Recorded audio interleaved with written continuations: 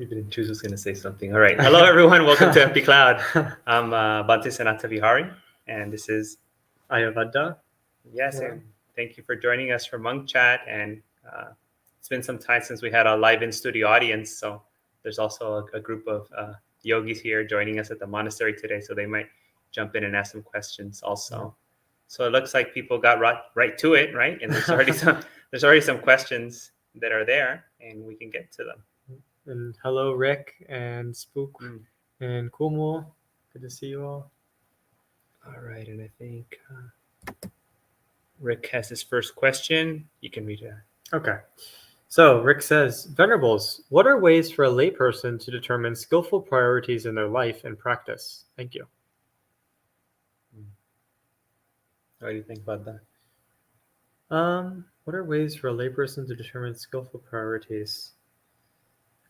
I would say that, Rick, you've been practicing for quite some time, and I think, you can probably have a pretty good sense of what the Noble Eightfold Path is teaching, where it's going, and what we're supposed to be cultivating, at least in some sense, right?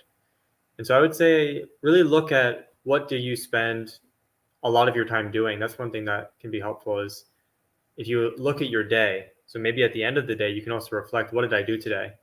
Because sometimes the days will fly by and we don't even think about what we've been doing in a kind of reflective way. So you think, what did I spend time doing? And then think, out of all that time that I spent, is that what I want to be spending with my, is that how I want to spend my time?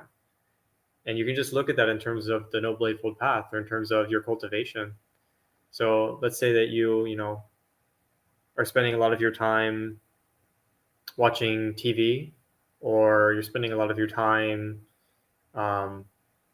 reading books that, really when you think about it, you're like, actually, I don't really want to spend a lot of time reading these books. Then you can just see, okay, what would I like to spend time doing? And just look in terms of your cultivation. So in terms of the Noble Eightfold Path, maybe, you want to cultivate a lot of metta. So you look at your day. How much time do I spend criticizing people in my head? And how much time do I spend thinking thoughts of loving kindness for those people? Or when I'm sitting down, how much time am I spending, cultivating metta or being aware of your body, being aware of your breathing versus daydreaming, for instance. So I would really assess how you're spending your time and then establish what you want to do. And that obviously we can't say for you, except for if you're trying to distinguish what's skillful from what's unskillful, in which case I think Ayasui gave a talk this morning, so you could check that out. But yeah, and I would just set your goal. Okay, I really want to cultivate these practices. I want to cultivate these things. And I find that it's helpful if you if you really plan ahead before you do it, and you make a determination, a vow. You could say you make a vow. So I vow to do this thing, and you already have it planned ahead. So you've already planned exactly how you're going to do it. That's how, maybe your mind works differently, but for me, it helps if I think, if I have a vow, okay, I vow to, spend this amount of time doing formal sitting and walking practice every day, but I don't really plan that. I just kind of vaguely think it.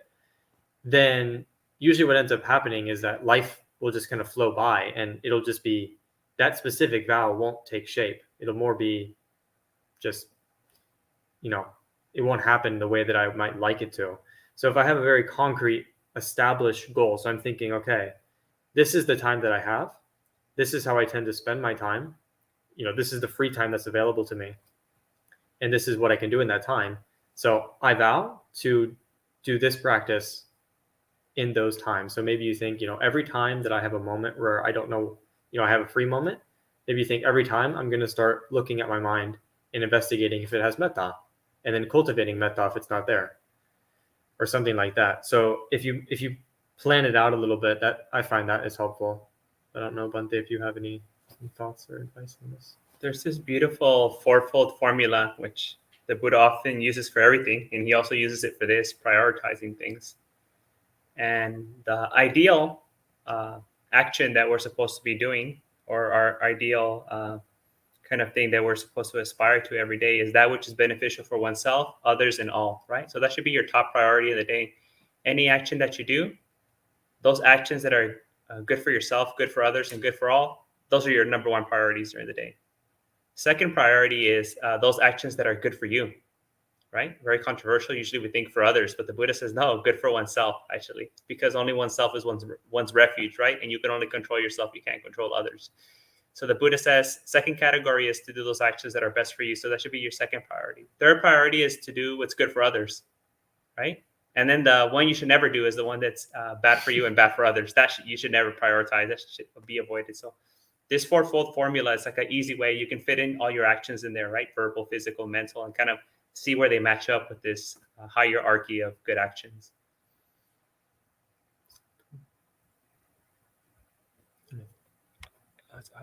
Yeah. Okay, there we go. So we just got a bunch of anjalis and hellos, right? And that's not a question. Just good evening, right? From Spoke, and Kumu Anjali, Chittapala Anjali, sadhus from, is that Burmese? Yeah, right? Looks like it, yeah. And then Chad Anjali, Karuna Anjali. And then Chad, that's a question. There we go. Okay. Venerables, in signlessness meditation, we look at sixth sense experience without grasping signs. What are emptiness and wishlessness meditation about, or are they the same? Bhante, do you want to? Yeah, I mean, at least the way that I practice what here signlessness meditation is like, I don't even focus on the six senses or anything. The mind is just resting, basically. Awareness is just resting, to be like more exact. Awareness is just resting without grasping at anything. And it's very wide, it's open, and it's vast. Instead of like bearing down on something or keeping tabs and noting different things, you know? So it's just really a very opening, expansive, non-directed, non-resting kind of state of awareness. And it's kind of like sometimes like awareness, looking at awareness, although I don't like that kind of term, but I heard people talk about it like that sometimes. But I just think about it a vast open awareness that's not focused on anything. And for me, the way it's felt subjectively is just like a resting awareness that's very clear and is not chasing anything or trying to do anything or direct at it anything. But as far as like the technical thing, I haven't really looked into like how to explain it technically. I've more come to it through like a subjective kind of meditator's experience. Yeah, and then I guess as far as emptiness and wishlessness in relation, I was thinking, it sounds like you're referring to maybe it's the Chula Vedala or the Mahavedala Sutta. Sometimes you get these mentioned where it says, when someone emerges from the cessation of perception and feeling, what is their mind inclined to? And I think it's Bhikkhuni Dhammadina, Venerable Dhammadina, the Arahant Bhikkhuni. She says all three. And so I guess maybe to go on with what Bhante was saying, I think based off that sutta and based off my understanding and what Bhante is describing, if you listen to his description, well, the mind isn't grasping any signs, and it's not wishing or directing to anything, and it's very vast and open, but it's empty of grasping onto objects. So I guess if you don't wish for a direct object, then those objects they're empty. They don't have any kind of, they don't invade. The awareness is vast, open, empty, signless. So I would say that they all kind of are. It seems to me like they're more describing aspects of like how you might approach that practice, or how you might get into that state, or if you're in that state, what are the different angles of it? Like, oh, it's signless, or oh, the mind is wishless, it's not directed anywhere, or it's very empty. And I think in the commentaries also they say that they kind of treat them all the same, but they say that each one describes how you got there. So they say if you develop deep insight into impermanence, then that's kind of signlessness. If you develop deep insight into not self, that's the emptiness. But really, they all kind of are described as the same state. Yeah, a lot of time when you see a list, many of the times they're like synonyms. It's just like different ways of describing the same thing. It's not necessarily that they're different things, but just kind of trying to get you to understand those. They'll approach the subject in a different way with a different term. Okay, the next one's a two-parter. Okay. Venerables, if I may ask, have a question on Majjhima Nikaya 31, Chula Gosinga, right? So I think. What is the reason for the Buddha to ask from the 6 arahants whether they were living in concord with mutual appreciation and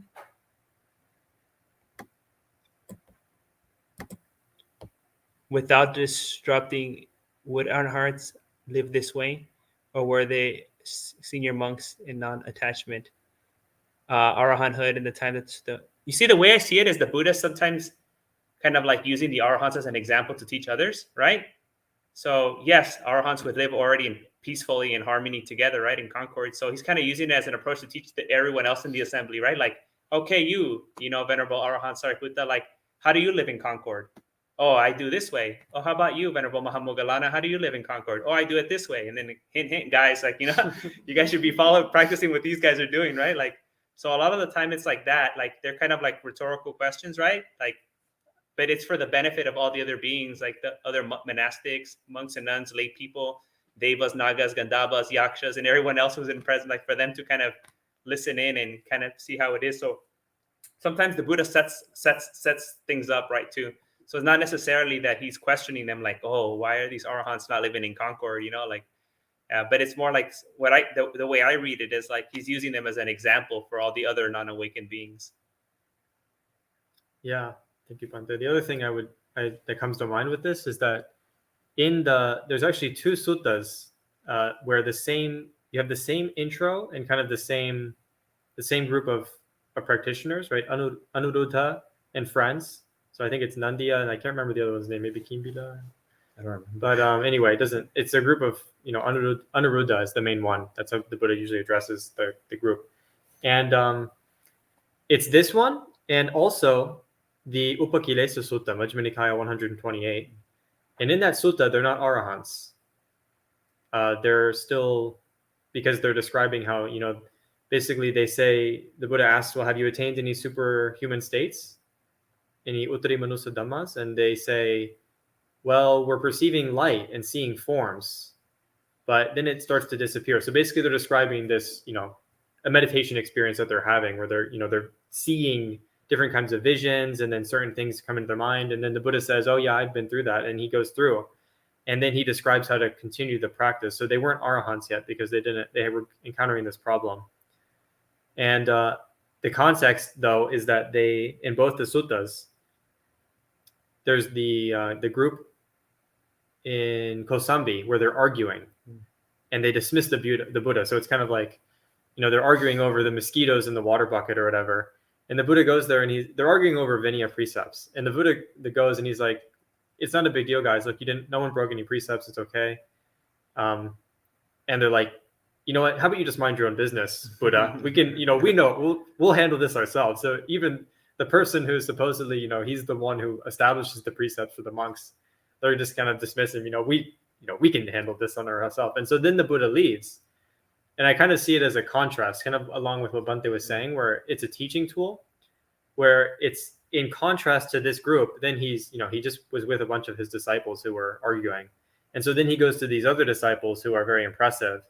And he's kind of like, oh, I hope you're living in concord, you know, haha, because he just got kicked out from the other monastery. So it's kind of like, it's a teaching tool, but they weren't necessarily arahants, because actually the same setting is in both suttas. And I know some monks, like Bhante Sujato, thinks that the setting was copied over onto, you know, it wasn't originally both. It was a transmission thing. So it's just something that comes to mind.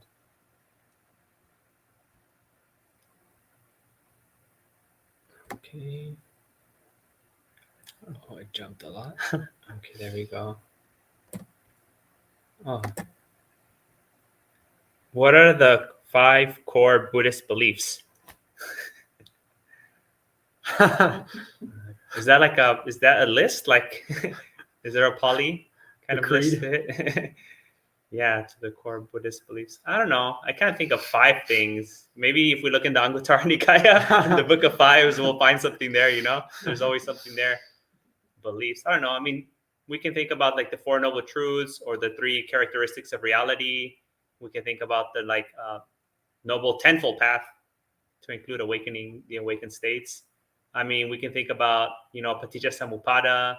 There's so many ways to describe the same thing, So I don't know if we could just, I don't know. No list of 5 comes to mind right now. But yeah, I don't know. Does anything come to mind? Any list of 5? Just the 5 precepts. I don't know if they're thinking, Oh, but yeah. I assume that's not a belief. Maybe, I don't know right? if it's a language thing, but I don't know. The 3 refuges. Yeah, the 3 refuges. That's 3. Yeah. Yeah, maybe it's a language thing, right? Because it's Yeah. in Burmese. Yeah, maybe the Panchasila, right? Pansil, however we say it, depending where you're at. So yeah, maybe tenets, right? Like to live by. Mm-hmm. The 5 core tenets that Buddhists should live their life by is the Panchasila, right? Panatipata and all the rest of them. So it's basically harmlessness, right? So we can think about the 5 core tenets just arising from harmlessness, not wanting to do harm. But if you can explain, or if you want to explain, you can put it in the chat again. Yeah, feel free to clarify if that wasn't.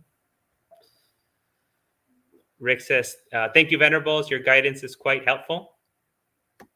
And Dharma Learner, good evening, Bantes, and to everyone on the East Coast. Spoke says, she answered my question in this morning. I like and learn from listening. Oh, great. Oh, it's a question for you. Okay, this is good. Why are you going by Ayurveda now? Also, hello from book club. There's a book club? I didn't know there was a book club. Maybe it's the Buddhist club. Hello from book club. Hello from empty cloud. Yeah, so this has come up a couple of times. This would be good to address. So I'm going by Ayurveda because if you look at the Empty Cloud website, actually we have Aya Sudaso, Aya Soma, Ayurveda, Aya Metiko. Because Aya is it's a title from the suttas that was used for actually Aya just without a long A, so Ayya in Pali.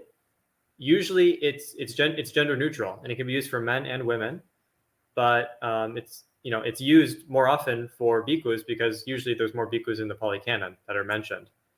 So Ayya, it means venerable. It's a respectful title. So like, you might say, oh, Ayya Sariputta. And it's a normal respectful title for monastics or for anyone that you're respecting in society. And usually we're used to the title maybe Bante or Tan in Thai, or like, I think Pratan or Prajan, right? Things like that. And Bante is more common, but actually Bante is in Sri Lanka and things like that. It's very normal. You say, oh, Bante. So, oh, there's many Bantes. There's 10 Bantes at the temple. Or, oh, Bante, how are you? And you say, oh, I talked to Bante, Saranapala, or I talked to Bante Sanata Vihari, or I talked to Bante Sutaso, or I talked to Bante Soma, even some Bhikkhunis they call Bante. But in Pali itself, so in the language Pali, Bante is only used as a address when you're directly talking to someone. So it's not a title that you use for someone, like about them. So it's kind of like the best example I can think of in English is sir. So if you say, yes, sir, to someone, or yes, ma'am, but you don't go, when you're talking about that person, you don't say, oh yeah, I talked to ma'am and she was really happy. No, you would say their name. So you would say, I talked to maybe madam so-and-so. Or you wouldn't say, oh yeah, I was just talking to sir. You would say, oh, I was just talking to Mr. XYZ. So Bante is evocative. So if I was saying, oh, hello Bante, how are you? I would say that. But if I was talking about them, I would say, oh, I was talking to Ayya Sanata Vihari, and this is what he said in Pali. So it's not that Bante is incorrect. I mean, we don't need to be fundamentalist about it. There's nothing wrong with it. But Ayya is technically, that's what they would use in the suttas.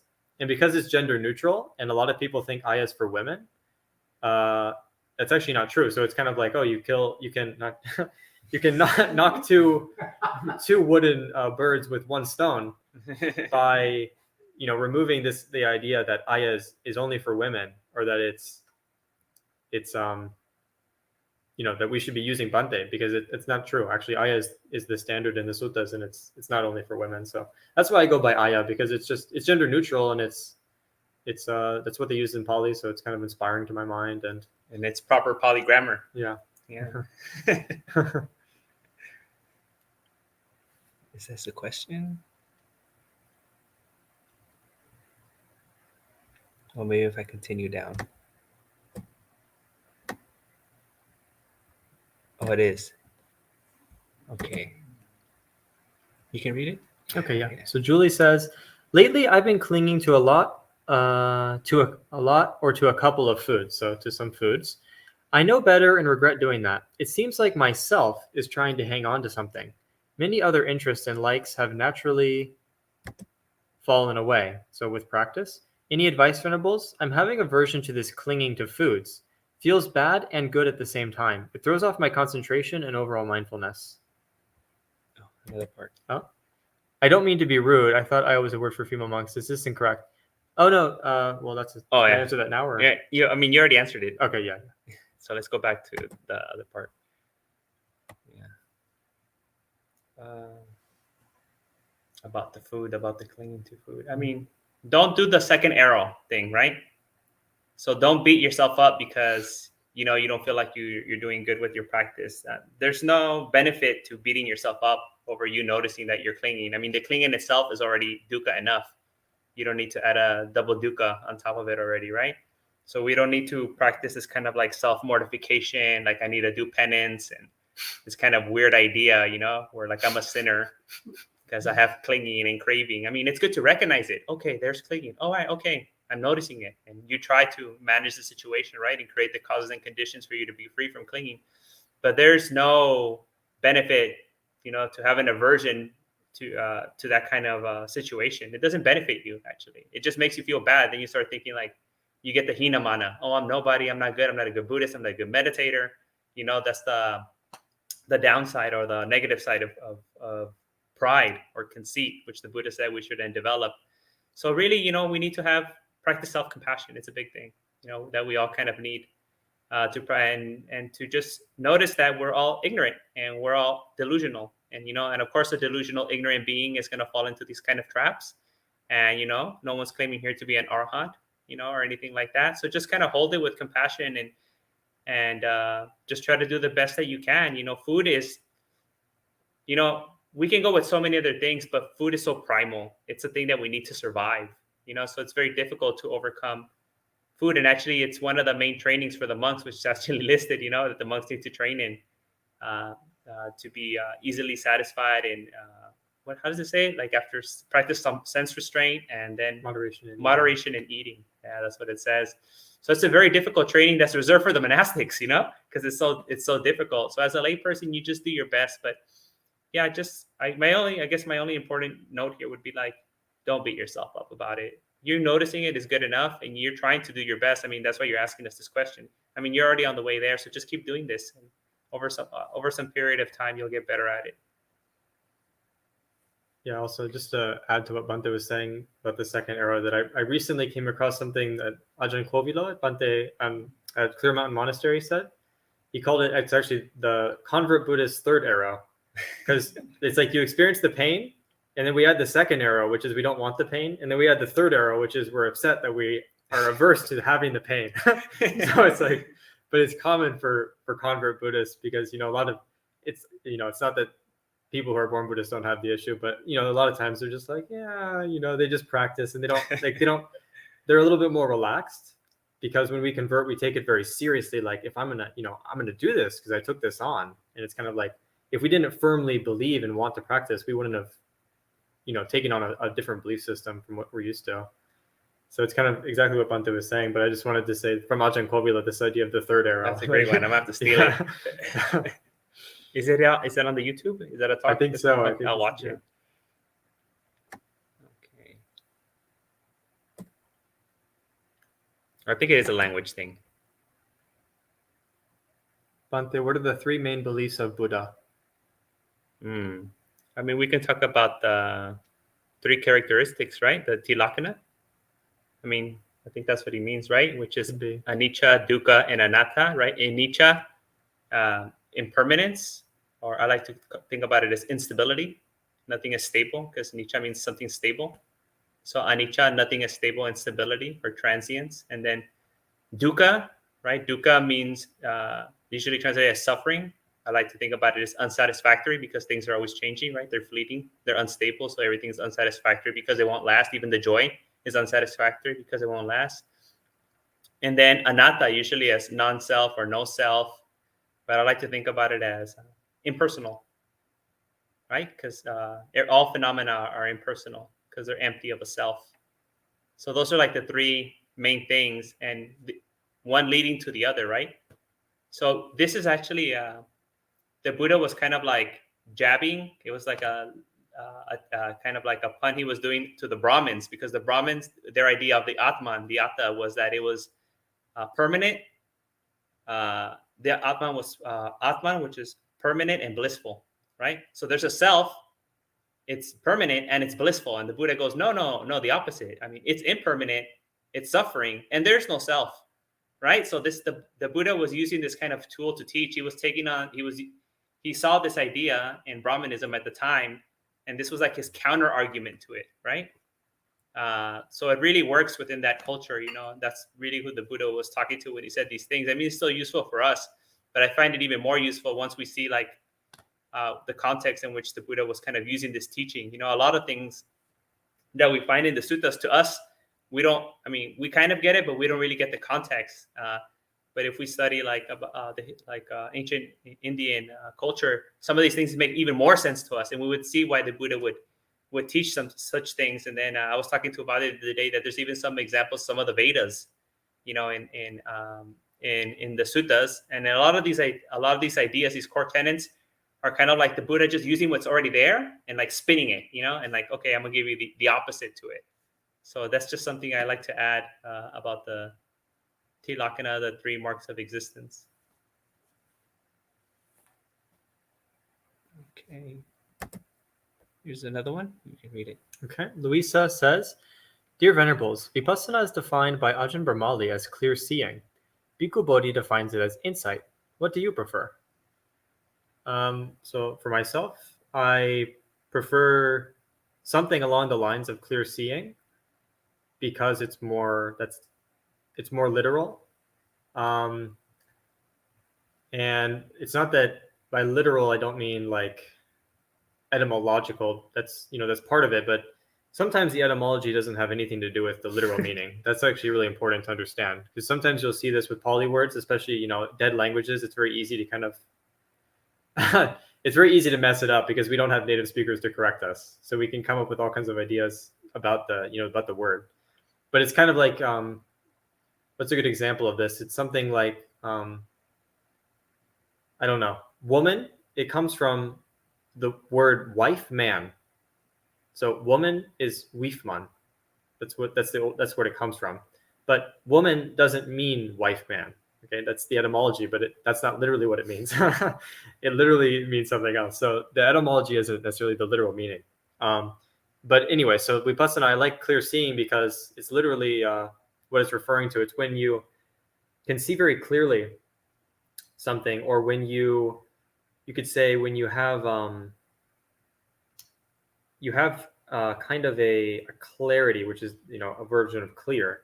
You have kind of a clarity about how things work. So it's not that insight's wrong. It's a good angle on it, in my opinion. I just don't think it's wrong. But it's kind of like it's a little bit different. It's almost like if you have, the way that I sometimes think about this is, if you have a pool of water that is very muddy, you can't see through it to the bottom.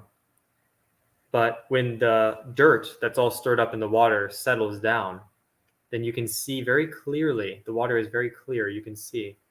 So it's the same with our mind. When we talk about tranquility and insight, or we talk about calm and clarity, samatha vipassana, when the mind is very calm, it's like the dust has settled, and then you can see very clearly. But I guess the reason that I personally don't prefer insight, and maybe Bhante has a different opinion, but he's nodding his head, so I'm not sure. But the reason insight is okay, but the reason I personally don't tend to think about it like that or explain it like that is because sometimes nowadays when we think insight, we're thinking of some kind of, some kind of mystical moment, some kind of, experience that we need to get, or some kind of magical kind of clicking, like it's a click. I had an insight like that. But it's not like that. Actually, you can always have vipassana. You can have it constantly. We need some degree of it. Otherwise, we would be completely muddled. We wouldn't understand anything. So we always have vipassana. It's a quality. We just kind of develop it. We cultivate it. And if we cultivate it fully, then we clearly see the nature of reality. So we just use this aspect and we direct it and we cultivate it, but it's not like a moment of something. So that's why the word insight to me sometimes implies like a moment that we attain. I don't know if you have any other thoughts on that. I just don't like using insight because it gets too confused with like psychological kind of like ideas of like what insight means, like in therapy you had an insight and stuff like that. So I try to put that to the side. I don't want any confusion. And then when I think of insight, I think of like a knowledge, right? And we're not talking about a knowledge here when we talk about vipassana. But I like clear seeing. And then sometimes people are like, why see clear all the time? Or, what kind of, sometimes I'll translate V as like heightened or special. So like a special seeing or heightened seeing. I mean, that kind of works too. But I think clear seeing in general, like, is the best kind of way to explain it. Yeah, and just to add to that real quickly, that the word abhisamaya in Pali, that means like a breakthrough or an insight. So there's a separate word for that, which Bhikkhu Bodhi, I believe he translates it as realization or something. So anyway. Chad says, thank you. And here's a question from Hasanta Gunasekara. Okay. He says, Bhantes, the 12-fold nexus of conditioned origination starts with ignorance, and later there is mind and consciousness. What is ignorant if not a mind or consciousness, please?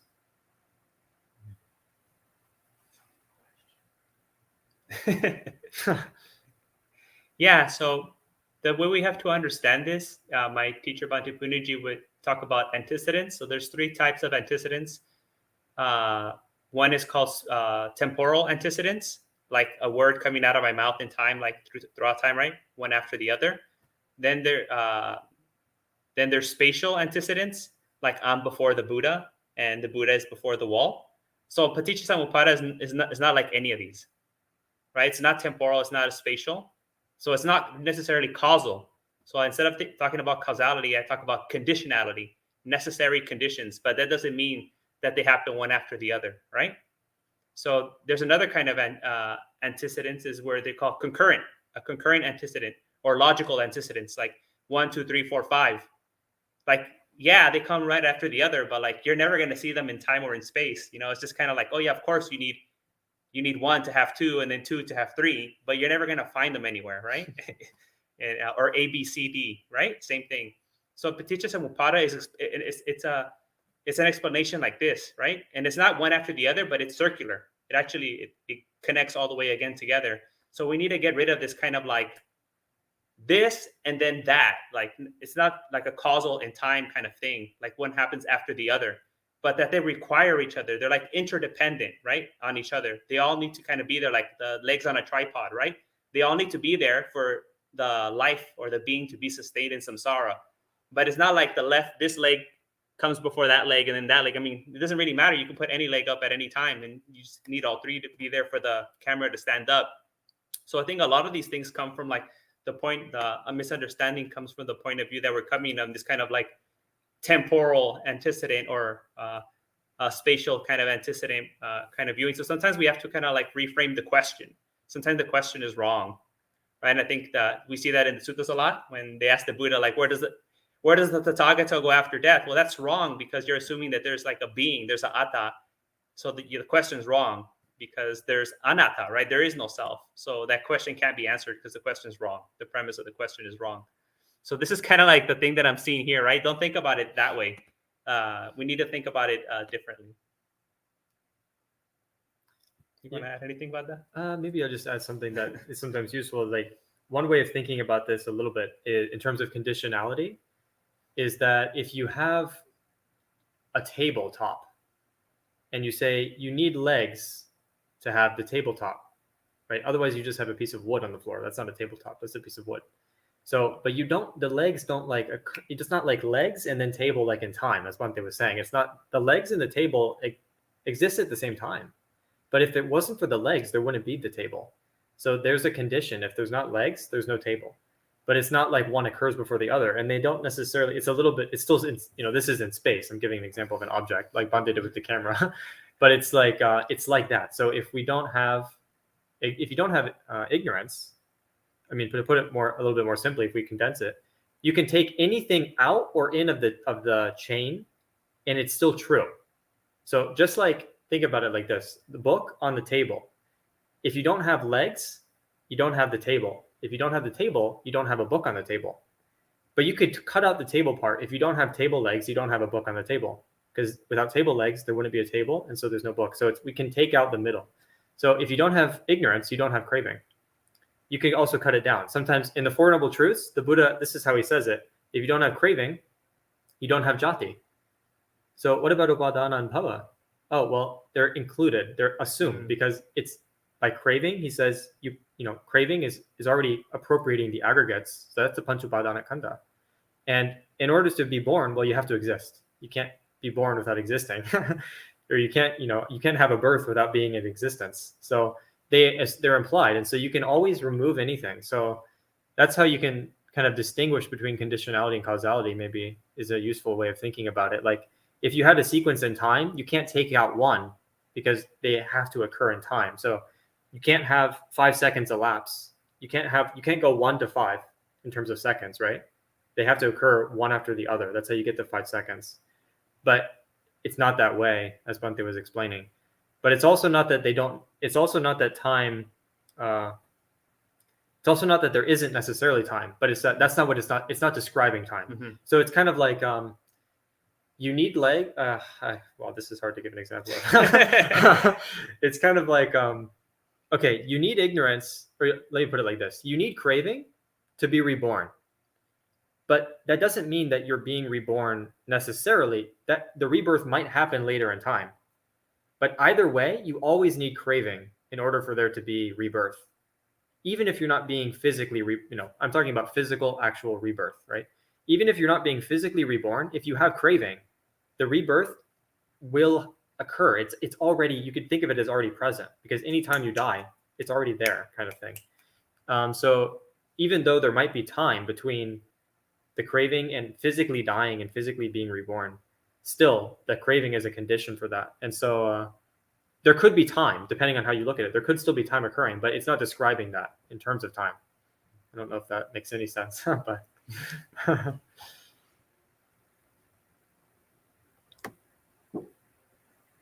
Okay, Jojo. Two-parter here. Okay. Do you have any creative ideas as to how to be generous? That would be really helpful. And okay, do you have any ideas as to how to be generous in ways that would... Okay, I'm gonna read. I think the second one is what you meant to type, Jojo. Do you have any ideas as to how to be generous in ways that would really adorn the mind and brighten it greatly? I like helping people, or even like spoiling people. That was my favorite before becoming a monk. I love treating people, even sometimes to my own detriment, like, using all my resources and like going out of my way. It makes me so happy to see others happy and to serve other people and to treat them good, and, to like tell them nice words, how great they are and all that. I just love that kind of stuff. It works for me. So I don't know, maybe you can give that a try.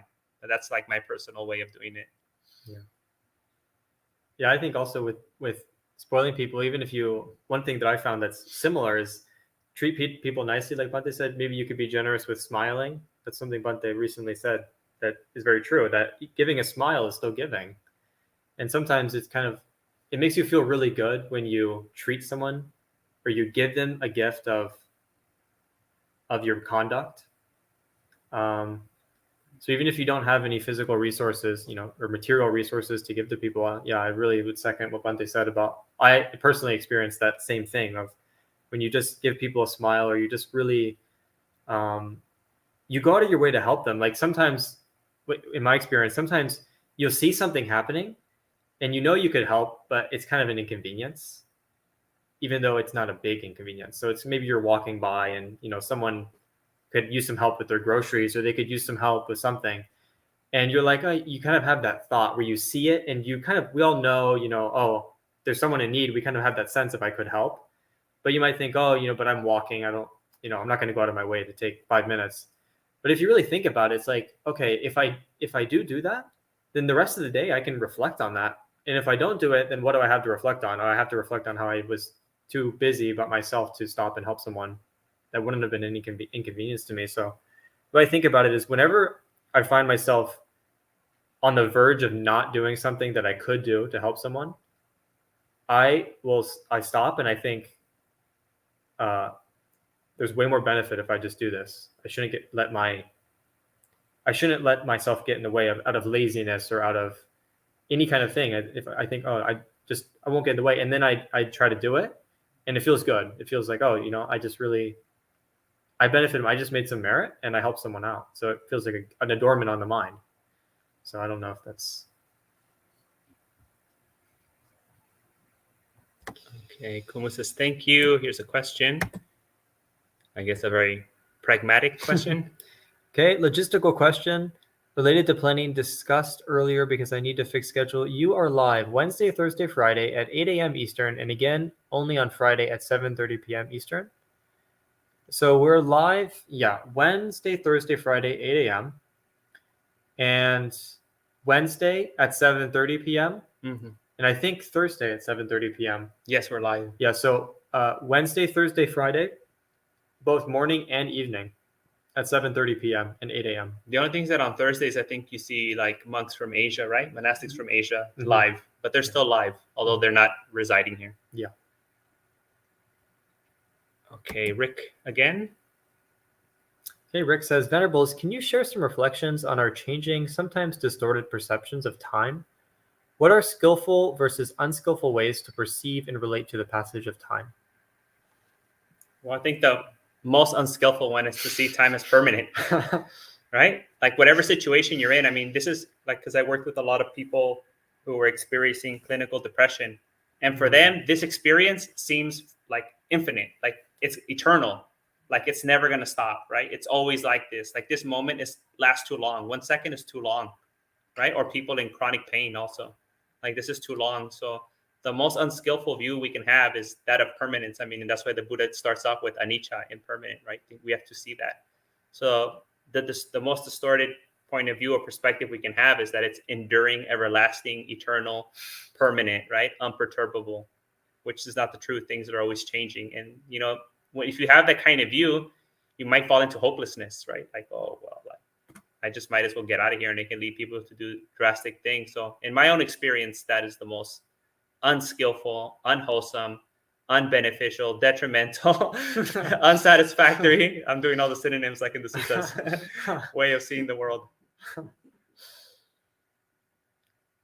About that, any ideas? No, I think that what Bhante said is really good. The only thing I would add to this really quickly is that there's a story that, there's a lot of stories in Buddhism, a lot of stories about, we were telling some stories earlier today about different psychic powers and things like that. But this is a really common experience, is that when you're in samadhi, deep samadhi, so jhana level samadhi and above and things like that, they call it the eternal present. It's kind of the opposite of actually what Bhante is describing, because when we're really dreading, when we're really bored or we're really depressed, and when we're averse, time goes slow, right? It's kind of like the common wisdom. They say like time flies when you're having fun, right? And it's the opposite. And I feel like we've all heard something like that, or we've experienced it. We all know. If you're waiting in the doctor's office and you don't want to be there, and you're just, you're bored and you're not stimulated by something interesting, then that means you're averse to that experience. You don't like it because it's not stimulating. So you want sensual, you have sensual desire, or you're averse to your experience, and the time goes very slowly. But when you're having lots of fun, it goes very quickly. But when you're in samadhi, it's kind of, because jhana is in very, very deep samadhi, because the mind isn't moving, there's no change for a period of time. And if there's no change, then you can't experience time, because as Bhante was saying, time, change is what gives us the sense of time. So if we think there's no change, then we'll think time's eternal, but that's actually diluted. But in deep samadhi, you actually don't experience change because the mind isn't moving. And because the mind's not moving, then it'll go. It's eternal present, they say, because you're not experiencing the present moment. It feels eternal until you come out, and then it could be both. So it's eternal, but it's also the blink of an eye at the same time, because there is no reference, I guess you could say. There's no change, so it's either eternal or it's instant. And there's this story of the master Empty Cloud. He was a Chinese monk, and he was making some yams. So he was living in a hermitage in a little cot, like a stick grass hut or something in the mountains of China. And there were some other hermits up there because there's a hermit tradition in China. And so the neighbors they knew, okay, Master Empty Cloud, we see him every now and then. And so one day he was going to make some yams for his lunch or something. And so he put the sticks ready and he was getting the pot with the water and the yams were on the counter and he was going to cook these yams. And then he sat down and he entered deep samadhi. And actually he's kind of known for this. It's well documented when he visited Thailand. He was teaching some of the people there and he entered samadhi for a week when the king of Thailand went to visit him. So it was in the newspapers, if I recall correctly. Basically, this monk he was stuck in samadhi. So this was kind of a problem of this particular monk. And so he entered samadhi while he was cooking dinner. And then the neighbors were like, we haven't seen Master Empty Cloud. It's been a little while since we've seen Master Empty Cloud. I wonder if he's okay. And so, eventually they're kind of like, oh, maybe we should check on him. And they go over there and, they're thinking, maybe how long has it been since we've seen him now, and they realize it's been over a month that they haven't seen him. And so they go inside the hut and there he is sitting on his bed. And so they get this chime, like this bell that, it's a very high-pitched bell that you'll see in Chinese temples, and they start right in his ear, ding, ding, ding, ding, ding, ding, ding, to try to get him to come out. Because when you hear that sound, usually come out of meditation. And so he opens his eyes and he sees all his neighbors, his friends there. He's like, oh, I'm just cooking lunch. Do you want some yam? No, it's been a month and the yams were molding on the counter because he was sitting there. But for him, it just passed like that. He was just cooking them. But he was sitting there for a month. So it's kind of like, in one perspective, the time was going very quick, but also it wasn't changing. So it was eternal. So that's just a funny story that I thought was neat.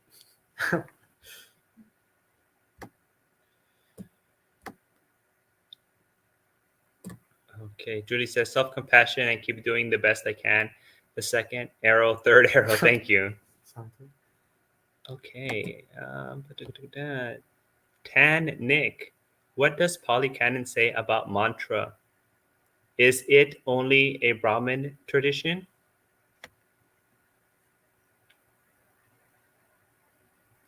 I can't recall any place right now where I actually see what would be the Pali for Mantra. Yeah, it's there. Mantra. Do you remember anything? I mean, the Buddha mentions manta and mantas because, like you say, they were in the Brahmin tradition, but I can't think of any practice, right? anything where he says, oh, do this mantra. But if you think about it, sometimes what people will do is they'll take a passage from the suttas that you chant and they'll use it like a mantra. And in a sense, that's kind of true. Like sabbe sata,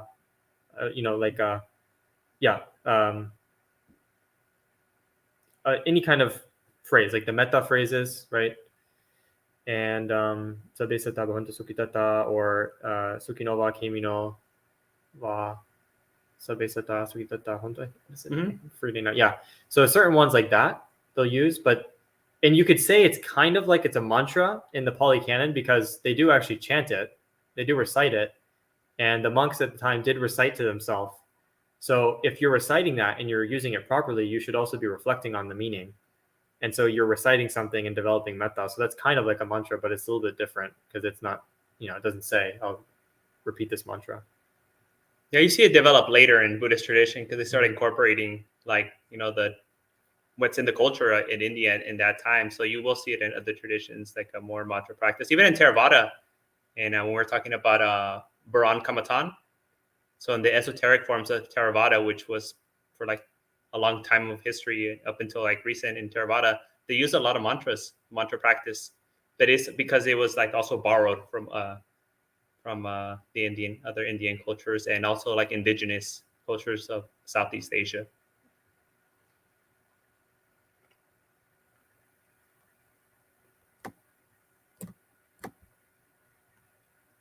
Christine says, hi, Abada, miss you in Magaseka. Hi, Kristen. Hope you're doing well. That's Bhante Jayasara's group, right? Yeah. Nice. Okay, Stevie says... Okay, advice question. During the discussion portion at my temple, I asked the monks about there being no souls in Buddhism. Many made many meditators seemed upset, and some left during the discussion. Thoughts? Yeah, it's a tough pill to swallow, right? That there is no soul, no permanent soul, right? I mean, sometimes the word jiva appears, right? Like kind of like a spirit or something like that, but it's not permanent either, so it wouldn't serve the same purpose as a soul either. But yeah, I mean, it's just so ingrained in us, and it's kind of, what do you call it?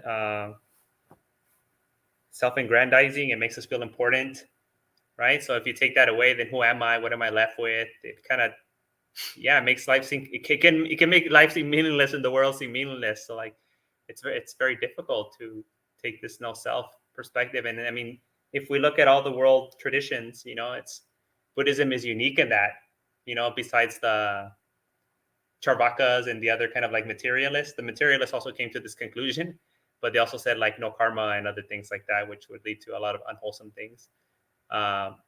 So yeah, I mean, it's really going against the stream, this teaching of anatta. And many Buddhists, I think even in Asia, there's a lot of schools of Buddhism and people who still believe in some sort of like soul, or they make chitta the soul, right? Okay, there's no atta, but there's like chitta, and chitta's permanent and it goes forever. So that they kind of get away with it that way. And I think we're doing that in the West now with like consciousness, because like soul is like too religious. So that we just, consciousness is the thing that lasts forever now. So we just keep picking a word or a term that we feel more comfortable with. But basically the principle is the same thing, something permanent, enduring, that's really us. And we don't want to let that go. So we'll just move it somewhere else. Yeah, and I guess the one thing I'd add to this about people getting upset or many meditators, this was when we were traveling in Italy. There was a little bit, it was a little bit shocking because some of the teachings were at yoga studios, but the thing is in Italy, because yoga, it hasn't become like just an exercise that people do to wear yoga pants or something. Most of the people doing yoga, they do it with spiritual, the teachers that they've been trained in some kind of spiritual system. And so we were at this studio, this yoga studio, and the name of the yoga studio was Atman. And one of the monks gave a talk on anatta, and it was a little bit, unpopular of a topic.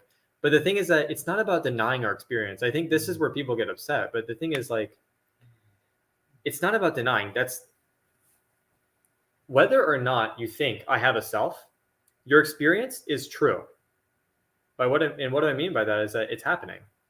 Like when we say, oh, there's no soul, or oh, there's no self, what people start wondering then, like, what is all this then? But it's like, nothing's different. It's all the same. Your experience doesn't change just because you stop believing in a self. You don't even need to like take on a belief system. You just observe it. The nature of your experience is that it's changing, and everything is subject to dying and decay, and also to arising depending on conditions. And so when you start observing deeply, it doesn't matter whether you believe. You can say, oh, I believe in a soul, and like Bhante said, if the soul for you, when you use that term, is just changing. For some people, they when they think of a soul, they think of basically that there's a continual awareness after death. Like when you die, there's some kind of like astral body that comes out of you. It's like a physical thing, and it comes out and then it goes into another body.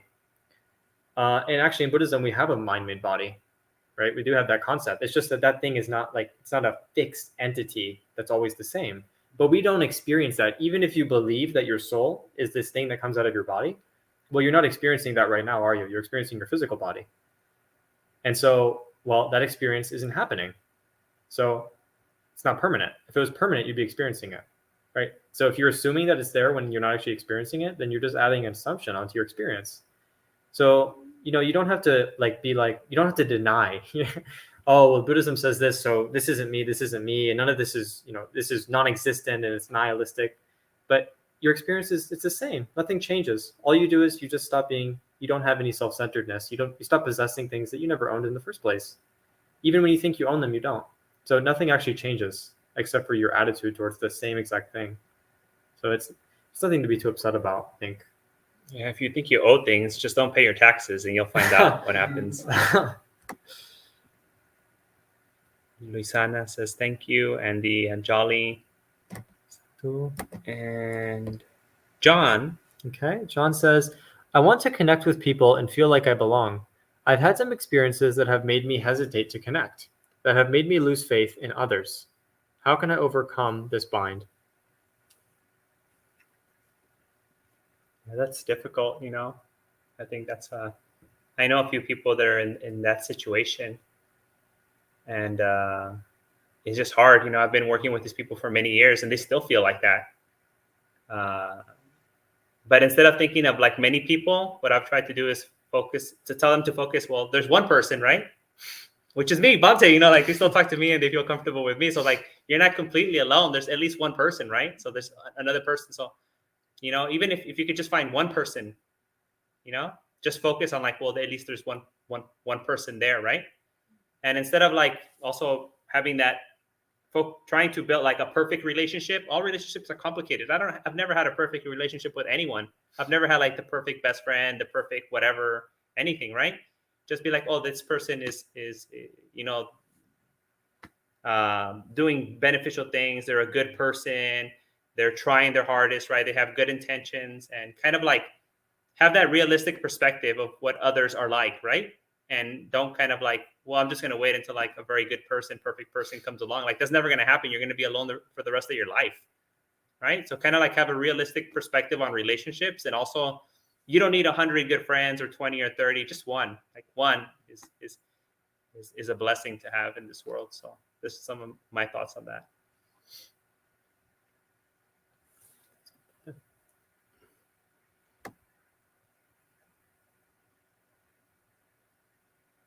TY? It doesn't look like a question, No, but I think he's just thinking. giving a little mini Dhamma talk. Okay. Oh, maybe it's. Where did it go? Is there another part at the bottom? But if you scroll up a little bit. Okay, no, it's not. I don't think it is. Yeah. Is this a question? No, huh? This is. I think. Yeah. Oh, yeah. It has a little mark at the end. There So we go. Spook says, is ignorance similar to insanity? Doing the same thing over and over again, even though it's not working to reduce suffering? Sure. Yeah. Yeah, sure. But I think maybe Bante could speak about this with some more wisdom. But I feel like the term insanity, I'm not sure if that, the way that we think about, oh, that person's insane. If you could think about insanity, sure, in the joking, the common sense, yeah, we're all insane. But in terms of the way that people sometimes think about that with like actual mental health issues, I don't know if that's really. If we take it literal, it just means not healthy. Insano, right? Like not healthy. So it is an unhealthy way of living to be in ignorance. I mean, it causes dukkha. What happened with you? You freaked out. Teddy's a little bit insane sometimes. Yeah. Literally. Okay, another one. Okay, John says, how should I treat the memories of being singled out, treated unfairly, or treated with disdain or prejudice? Is trying to forgive or create new positive memories good practice? Well, definitely don't try to create something that never happened. So positive memories, if they never happen, no, you can focus on positive experiences that happened in the past and the present, but we don't need to, make up a counter delusion for the way deluded people are treating us. What else should I have? The memories of being singled. I mean, how should I treat the memories? I think there's a big focus in our culture about like thinking about the past, right? And even when I was working with people, that was that kind of thing, like, oh, let's go into my past and all this kind of stuff. And I think that has to do also with our kind of like linear way of thinking in the West, where there's like a beginning of the world and then there's like an end. So our mental framework is kind of set up to always think like in linear terms and like go to the past and try to make sense of the present and then try to predict the future. But the past is never real anymore. Memories are not real. Like they're not actual depictions of what actually happened. It's just some fabrication of what we think kind of happened. I mean, and then they've done this comes a lot up in forensic psychology, when it comes to like witness testimony. Like, man, it's horrible. It's a horrible thing. I mean, sometimes it's the best that we have. We don't have anything else, right? But people's memories are horrible and they can be manipulated very easily, especially with affect by emotional tone. And we only remember the last time we remembered that same memory. So you're not remembering the original event. You're remembering the last time that you remembered it, right? So it's just a complete fabrication more than the present moment is. So something happened bad, probably something like that, but the way we're remembering is not an actual depiction, and it's a very subjective way, right? We're only seeing it our way. We're not seeing it from the other people's perspective, or from kind of like a third person kind of God mode perspective either. So I really try not to focus on the past at all. I know it's difficult if you feel like you've been treated unfairly and you've been abused, and I think there's ways that you can work with that, with like seeking professional help to kind of deal with those situations. If you feel that it's really distressful, where it's impacting the way you live your life on day-to-day basis, then please, by all means, seek like professional help. I think that would be one of the best things you can do for yourself at this time. But just like, from a kind of just like, what can you do as a Buddhist practice, right? Is not give so much importance to the past, right? Not give so much importance to the past, and focus more on now and what's going to happen later. Because these are the two places where we have some agency, right? And in the past, we have no agency over it. It's just whatever happened, and whatever we remember about it, it's not 100% accurate recollection of what happened. It's just the fabric, and it's not serving us. Mostly, if something's not serving us, why hold on to it? We should let go of those things that are beneficial and undetrimental. And it's kind of like another arrow, right? You were hurt in the past, and now you're hurting yourself in the present again for that person who hurt you in the past, right? So it's kind of not very skillful, and kind of in some ways might be kind of feeding what that other person wanted, right? Kind of serving them. So the more we hurt ourselves, maybe that person is the original intention, right? To kind of send this chain of events. So we don't. And my mom would always say, you don't want to give them that satisfaction. My mom was a very tough person. You don't want to give a person that kind of satisfaction, that you're still hurt over them, or et cetera, this kind of stuff. That's just some of my mom's very rough Mexican wisdom that she had. Yeah, there's, I think what Bante said was really, really valuable. Bante, and that, what he was saying about the forensic evidence, what I understand about the brain, which is very, very little. But what I understand is that, sometimes we talk about memories. The way that we think about it is like a store, we store it, like, oh, I pulled it out of my memory, like it's sitting in there, like some cabinet in our head. But my understanding is that actually a memory is, as Bante was saying, it's the brain is creating it every time. So from a physiological perspective, right, apart from the mind outside of the body. But in terms of the brain, every time neurons are firing and they're creating that image, like a dream. So as Bante was saying, if you have certain associations with that image, or certain emotions, it's kind of like you're making a cake. Every time you make a new cake, but you tell yourself, well, this is the same cake I made 10 cakes ago. But actually you're changing the recipe. And so it's different. It comes out different every time. But it's the same recipe, roughly. So it's the same general recipe, but over time, let's say you do the same recipe, but you change it a little bit over the course of your whole life. By the time you're done, the cake might taste nothing like the first one you made. But you've deluded yourself into thinking it's the same cake. It's just a little change every time. So just a little change, little change, little change, little change, little change. And next thing you know, 50 years later, it's not a vanilla cake. It's some kind of double chocolate pecan cake or something. But you think it's the same one. But anyway, there's a story also that I like to think of monk stories. There's two Zen monks who were walking, and they were friends traveling, and they came to a river, and they had to cross the river. And there was a woman there, and she, I can't remember the reason, but she couldn't cross the river, and she was not able to swim, I think. So she was incapable of swimming. And so, monks, these Zen monks, they weren't supposed to touch women. So they weren't supposed to physically, handle them, touch them. And the woman said, could you please carry me across the river? Because I can't swim, I can't cross. I'm afraid it's too dangerous to carry me. And so the one monk, the senior monk, who's supposed to be, the impressive, the other one's junior, his disciple, he says, sure, not supposed to carry the women. And he picks up the woman and he carries her across the river and then sets her down. And so then they keep walking. She says, oh, thank you so much. You saved my life. Thank you. And then they keep walking and they keep going. So there's Zen monks. So they're very silent, diligent. And eventually, they've been walking for hours in silence. And eventually the monk's like, I can't believe you picked up that woman. We're not supposed to touch women. And he was like, I put her down hours ago and you're still carrying her. Right? He was still carrying the woman in his mind. It was gone. The thing was gone. So it's not to say that we excuse bad behavior, because if someone does something that they're not supposed to do, it's not that we say, oh, that's fine, that's good actually, because it's in the past. It's good, that was wholesome of what they did. I need to forget it. No, you can still say, maybe the rule, technically, not supposed to touch women for that monk. But that doesn't mean that the other monk should have been carrying it for hours. Because also, if you think about it in the context of the story, that means that all that time was wasted. He was just thinking about what someone else did, not even what his own conduct was. He was just thinking about someone else. And the person was also, in this case, doing something helpful.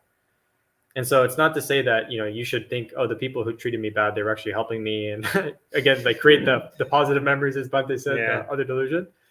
But you can definitely forgive. You can definitely let go, because you can say, wow, that person did that to me, and I'm still doing it to myself 10 years later. Like Bhante said, you're recreating it every time. So it's kind of, someone punches you, and then for 10 years, you punch yourself again. You keep punching yourself by remembering it and feeling bad about it. So that story stuck in my mind. I don't remember when I heard it, but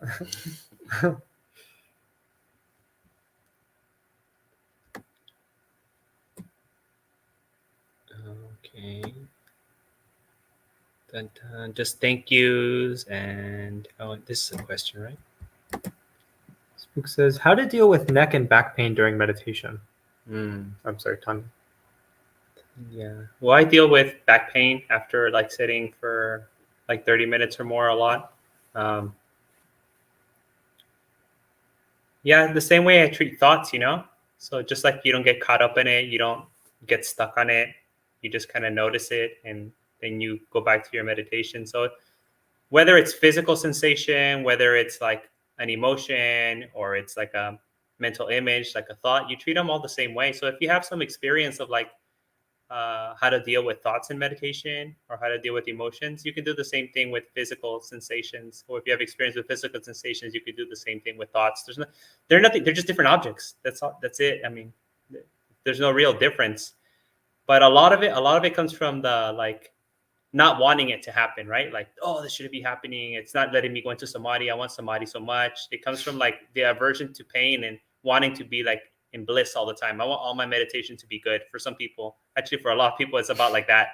My meditation is always supposed to be like relaxing and comfortable and peaceful. There's this kind of association that meditation has to be pleasant all the time, which necessarily it doesn't. I mean, you can learn a lot from pain, right? You can learn a lot from discomfort about yourself, about how you get angry and frustrated, right? About your character. So you can look at when that pain's there, actually look at your mind and see what's the narrative and what kind of emotions are arising when that pain's there. And from a lot of us, we'll see that we're still kind of very angry, frustrated people, and try to work with that and calm the emotion. We can't do nothing about the body. The pain's going to be there. But the thoughts and the emotions, those reactions that we have to the pain is something that we can work with, and we can calm those thoughts, right? So that would be my suggestion as one of the things that you can do. Yeah, thank you, Bhante. I guess I would just maybe say that if you're having pain, just make sure that you're not doing it by bad posture or something. So Bhante's, it's not, because neck and back pain, that's usually just normal. But yeah, you could try. Just make sure that your back is straight, and make sure your back is strong. You can do stretches. You can also do stretches with your neck. And sometimes our neck is weak and our back is weak because we're not used to sitting up. So yeah, but Bhante's advice is very, you're always going to have the pain, even if you do 100 stretches every day. But just make sure, maybe, because you can hurt your body if you sit wrong. Yeah, chairs are also good. Laying down is fine. You can get creative with the posture. Good evening, Michelle. John says, does Buddhism have an understanding of the subconscious mind, or the shadow? Is there a deeper unseen level of mind? I don't know if the term shadow, maybe that's psychology. Yeah. That's why I like avoiding the words like insight and stuff like that. That's a whole different project. That's a different map of the world and the mind. But I mean, in early Buddhism, there isn't. Later, we have like substrate consciousness, right? La Vijnana, like it comes up later in the evolution of Buddhism, but in the beginning there isn't like a dark side to the mind, like there's like two minds. So there isn't this. That's one thing I loved about early Buddhism, like reading the suttas. There isn't like this cosmic battle between good and evil, right? Like the light and the dark and the devil, and this like that doesn't really.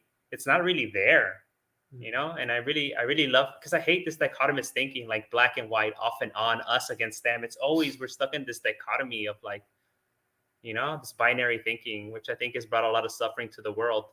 So I think this kind of thinking in these terms is the cause of our suffering, when we think in this way. And a lot of times this kind of underlying mind is just another way to think about a permanent self again, right? Like, okay, like we know that vijnana, we know that the pancha khandhas, the 5 aggregates, are not permanent, but there's this other thing underneath it that is permanent, and that's the real me, right? So we're like very clever, always trying to find ways to make something us, right?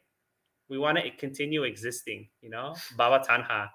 But no, you know, like it's never, you never existed to begin with, you know, in that kind of sense. So it's a futile project. You're trying to make something out of something that was never there. Any thoughts? Yeah, just a couple. Thank you, Bante. I was thinking there is this concept in early Buddhism of the anusayas. They're usually translated as underlying tendencies. So this it's not an aggregate. It's not like another thing, but it's basically this tendency of mind that it's called underlying because it might not be. It's like, so for instance, one of the anusayas is, you know, just simple things like aversion to pain. So there's a sutta where they say the underlying tendency towards pleasant sensation is desire. We want it. And the underlying tendency towards unpleasant sensation is we don't like it. There's kind of an aversion there. And sometimes people understand this as kind of an underlying, you know, a deeper level of mind, you could say. It's not quite the same though as the subconscious. It's more like your mind has this tendency in it, even when it's not present. So it's a tendency. It's almost like you have the tendency, you have certain habits that happen, that arise. And so when the conditions are there, that habit will manifest. And that habit it'll persist to be a habit. But the problem is that sometimes people try to reify this. So let's say you have a habit of biting your nails. When you're not biting your nails, you still have the habit, right? We can speak in those terms. I still have the habit, let's say, of biting my nails. But it's not like biting your nails is a thing that's lying inside of the back of your skull. And then when it happens, it comes out and it manifests or something. It's just a way of speaking, right? It's not like a habit is a physical object. So it's kind of the same with the anusayas, or even in later tradition, when they talk about, you know, the subconscious, the alaya vijnana or something. It shouldn't be understood as like a reified thing that exists, because that would be a self, actually, even if you don't want to call it like Bante said, even if we don't want to call it a self. But there is the sense that you might not be conscious of something, but your mind might have an underlying tendency to it. So that is something. It reminds me of my tendency for coffee. I'm not always thinking about it, but when it appears, I really want it. All right. Stevie. Weird question. How can we help being suffering in lower realms right now? Actually, you know, someone who's suffering right now, a person, is in a lower realm, right? We can think about the lower realms as psychological states and as physical places, both at the same time, like Paticca Samuppada, of like the process that's happening right now and the process of the 3 lives, right? So anyone who's in a state of like misery, of pain, of suffering, of anger, we can help those persons. And then also our animal friends are technically in a lower realm. So we can help them, right, by adopting and doing all these kinds of things for our animal friends. And then we can also do meritorious actions, so we can help the pretas, right, from their suffering. But below anything that, we really can't do anything about it. Like, unfortunately, we can't really help those beings that are in hell. They're incapable of accepting our merit to begin with.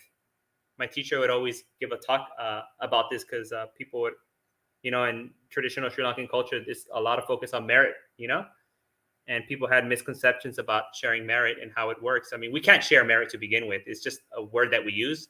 It doesn't really mean that. Mostly what happens is that those other beings rejoice in our actions, right? They rejoice. They see us do something good and they become happy.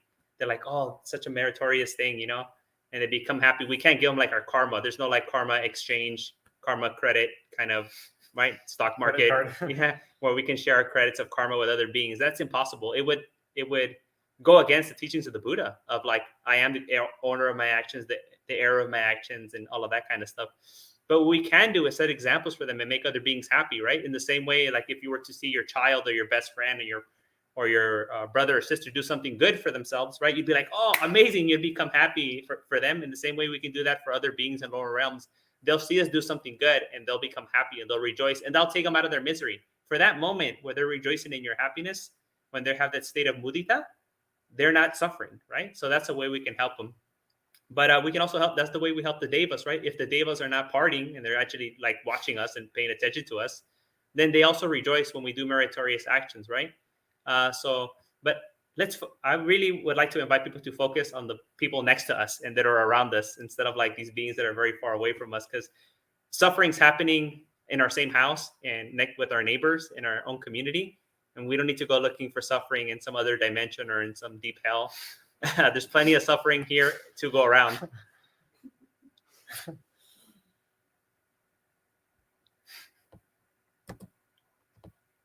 Okay, Spook says, what do you think about a general rule? 10% of time learning from or thinking about the past, 10% of time planning or thinking about the future, 80% being fully present in whatever you're doing right now. As a practice, I assume. I don't know. Whatever works for you. Yeah. It just seems kind of arbitrary, right? Like, I don't know. If it works for you. Yeah. Also, I just say it about this, sometimes there's this idea, which is not wrong necessarily, that thinking about the past and thinking about the future, you should never do that. That's useless. Actually, the Buddha thought about the future every day, probably. Because if you don't think about the future, how do you get up from bed? Because you have to think, I'll get up, I'll be standing. Or how do you get your food? You have to think about the future. So we're actually always thinking about the future, and we're always thinking about the present, because thoughts about the future and the past are in the present. So the problem with thinking about the past, when people say, come back to the present, you never left, right? The problem is that we delude ourselves and we cling, and then we bring ourselves there. And so we put ourselves there. So the problem is the clinging, it's the grasping, it's the attachment. So you could even think 100% about the past. If you become an arahant, you could, if you wanted to, you could spend all your time thinking about the past. You could just recollect your past lives until you die. There's nothing wrong with it inherently. It's just that as long as you're not deluded about it. So yeah, whatever works for you, as Bante said, but you don't need to. I just wanted to say, you don't need to think that, 80%, like I need to maximize how much I think about the future, the present, because actually that might be detrimental to you. Then you don't plan, and the next thing you know, you get hit by a car because you're thinking about the future by looking both ways on the road, right? So yeah, there's this like three-part way of doing things that the Buddha tells us. Like before you do something, you have to consider, will this action be beneficial for me, others, and all? While you're doing it, you're thinking, is it beneficial for me and others and all? And after you've done it, you reflect in the past. Is it beneficial for me and others, right? So there is like the Buddha's considering all three times. He's not always in the present, right? He's thinking about the future, thinking about the present, and then thinking about the past to see if it was skillful or unskillful.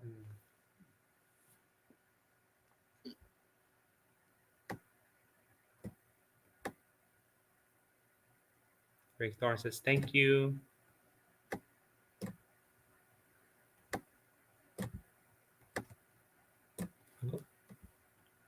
Not good. You can also use the thing if you want. I'm not used to the clicker. Yeah. Okay, here we go. Oh, is that a question? Could you explain your understanding of Sankara? I promise not to go through them one by one, but could you explain? Yeah, let's put that one. Okay. Santa Gunasekara says, Gunasekara? Gunasekara. I promise not to go through the 12 Paticca links one by one, but could you explain your understanding of Sankara and the chain, please? Sankara seems to mean different things, so it's confusing for me. Thanks. Yeah, I mean, there's different emphasis on Sankara depending if you find, like, where you find it, right? But here in the 12 links of dependent origination, Paticca Samuppada, I just like to think, I like to think of it as the thing that's kind of like bringing things together, that brings things together. I like to keep it very simple like that.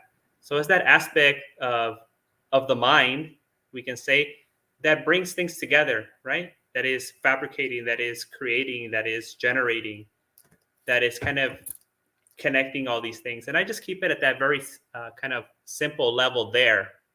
When I think about it in other terms, like in the Panchakanda, I think about it there more kind of like the affective, emotional, intentional, volitional dimension of things. So yeah, so when I think about it here, at least I found it very useful in the 12 links, just to think about it as that part of the mind that brings things together, that creates things and generates things and fabricates things. How do you see it? Yeah, I mean, I think one way of understanding it is the Samyutta Nikaya. I don't just know this off the top of my head. I came across it recently. That's how I can name the number. Samyutta Nikaya 12.39. It's one of the Chetana Suttas. I think there's 3 or so. But in it, there's this sutta is in the Nidana Samyutta. So the Nidana Samyutta is where the Buddha, it's a collection of suttas specifically about Paticcasamuppada. So if you want to know about Paticcasamuppada and you want to know about Sankhara, actually the first thing I would do is say you should read the entire Nidana Samyutta. It's not that long. You can read the whole thing, read it all, and then you have a little bit of a sense. But in one of the suttas, there's several, and they say basically the same thing, but the Buddha says, he doesn't use the word sankhara, but he uses the word chetana. He says, monks, what you intend and think and plan and have an underlying tendency towards, that becomes the basis for the establishment of consciousness. And then he goes on to describe consciousness, namarupa, and he goes on the other links. So if you think about it, he says when you're ignorant, you have all this mental activity that is directed towards the world and intending and underlying and grasping and planning and thinking and making actions. He says that he has that be the condition for consciousness, which is a condition for namarupa paccaya salayatanam. And so he goes to the whole link. So if you infer, this is referring to sankhara, because another definition for sankhara is our intentions. It's one of the aspects, as Bhante said. So that's a very simple, I guess, definition is all this intentional kind of the volition, the energy in the mind that's driving it and establishing consciousness. So like if one example is if you get really angry at someone, well, that's a mental intention. In order to do that, there has to be ignorance there. And when you do that, you're fixing, your consciousness is grasping onto those features, onto those ideas, onto those identities that you're creating. And so it's starting to distinguish its sense experience. And it's starting to not just have sense experience, it's starting to intend towards it and derive meaning. Bhante said something actually that I found very helpful this morning. I think it was this morning, where he was just talking about kamma, and he said it's the value or this valency, right? It's one of the words, I believe, towards it. And that's actually it's a really good word. I was thinking about it because in order to have karma, arahants, they're free of karma. People who are awakened, their karma is, they don't generate new karma, which will produce results in future lives, right? But they still have actions. Arhants still have karma in that sense, because karma just means an action. Karma is an action. So arhants, they still walk, eat, sleep, think. But what's the difference? Well, there's no actual value. So when we talk about, I don't want to go too far off here, but if you talk about things being empty, things not having an inherent self, things not being inherently existent, another way of saying that is that everything is meaningless. Because what that means is that we just create these concepts. They're all creations. There's not an inherent meaning to them. So a very simple example is this glass. How do we know it's a glass? That's a concept that we've created through social customs and cultures and ideas and notions and memories and associations and perceptions and planning and thinking and usage and the volitions that we have towards it. But if other conditions were in place, this would actually be a hat, or it'd be a tool for listening to the sound of water. But we don't usually think about it that way unless we derive that meaning out of it by constructing that concept, by putting together, as Bhante was saying, these images and appearances and intentions and thoughts and plans and putting them together to create a concept that we have volition towards. So the Buddha says that those things, they become the basis for the maintenance and establishment of consciousness, which is another way of understanding that is basically upadana, grasping onto things when your consciousness is fixed and grasped. So it's almost like sankhara paccaya vijnana, upadana paccaya bhavo. These are almost they're mirroring in a sense, but they're looking at it from different angles, right? Because our intentions and our grasping, in order to have these intentions out of ignorance towards things, we kind of have to be grasping at that thing. If we're angry at someone, we have to really have this concept of that person, and the anger and all that is built into these thoughts and concepts that we've reified. We've made them real. But when we don't believe in that anymore, we don't have that. Anger doesn't arise. It's impossible. And it's the same when we grasp onto things. Well, then we grasp onto our larger reality, and we exist within that reality. So that's one way I think about it. If that's helpful.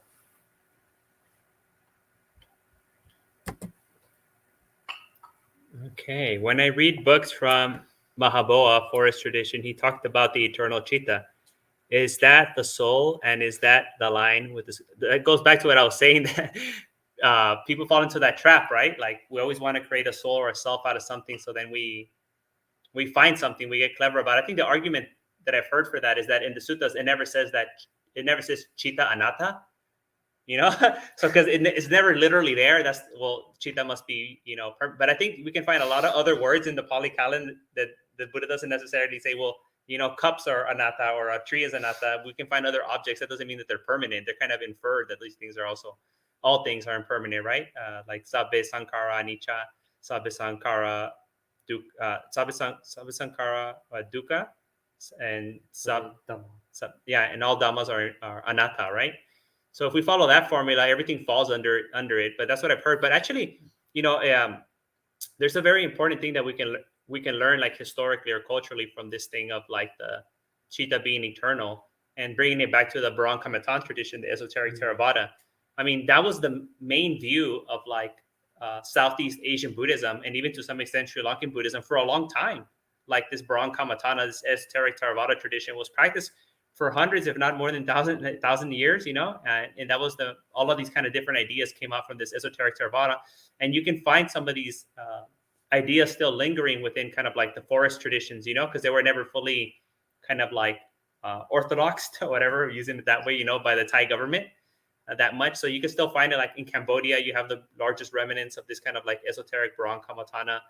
We can even call it like Tantric Buddhism, still lingering around. In Thailand, a lot of ideas that you find in, like, even some ideas in the Dhamma forest tradition and other things like that, about how to practice and how to use the breath and how to visualize things and how to think about the mind, are very much not based in the suttas.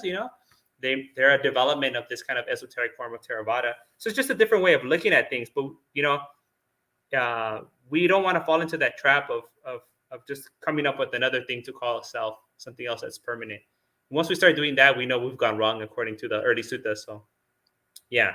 And I wouldn't go fishing for stuff in the suttas where the Buddha didn't say that thing wasn't impermanent, and therefore justifying it as permanent. Yeah, which actually he does. There's in the Brahmajala Sutta and elsewhere, he says that which is called vijnana, mano, or chitta. He has it listed, so it's not specifically singled out. But I just wanted to add real quick, Bhante, if I could, that Ajahn Mahabua, so he said, I've read a lot of his things. He was a very inspiring practitioner to me in the beginning.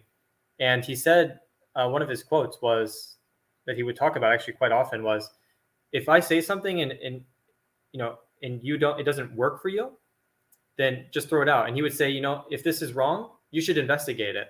And I remember another thing he said once was, he said, you should investigate the chitta. You should see, is this permanent? And the other thing is, forest monks like Ajahn Chah, one time someone asked him, what is the original mind? The original mind is eternal, right? It's outside the five khandhas. And Ajahn Chah first, he said, don't ask, that's a useless question. And they kept pushing because they were like, but there's something outside the khandhas, right? And Ajahn Chah was like, if you want to call it the original mind, you can call it that. And they're like, well, what is the original mind? And he's like, you see this cup? That's the original mind. He said, it's like cessation. When something's gone, if you want to call original mind the place where that thing was, it's not actually even a place, but you can call it that word if you want to call it that.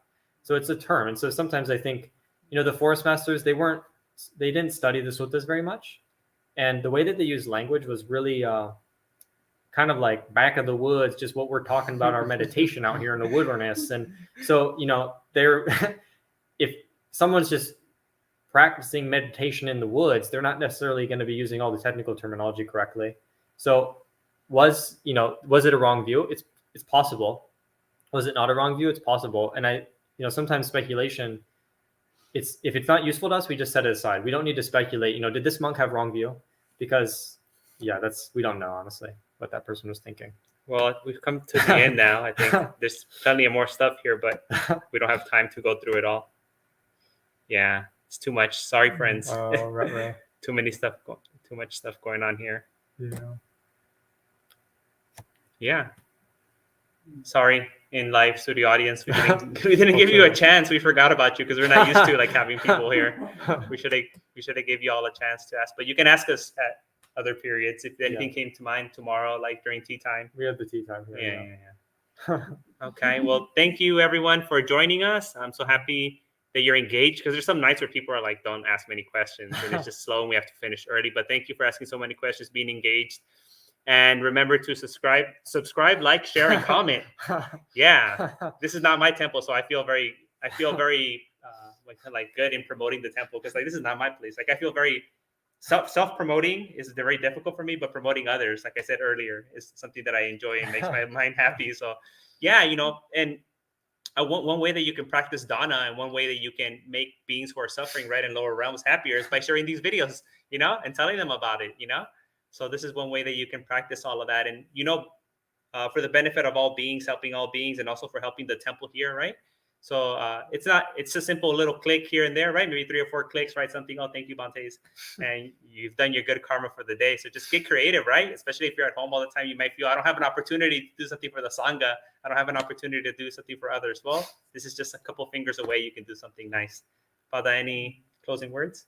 Yeah, Bante, thank you. I just wanted to add really quickly before we go that you might have noticed I'm wearing glasses, and I haven't been wearing glasses. And I just wanted to say sadhu and amodana to Shelly Lim to call her out, put her on the spotlight. She said she would be joining the live stream, so I don't know if you're here, Shelly.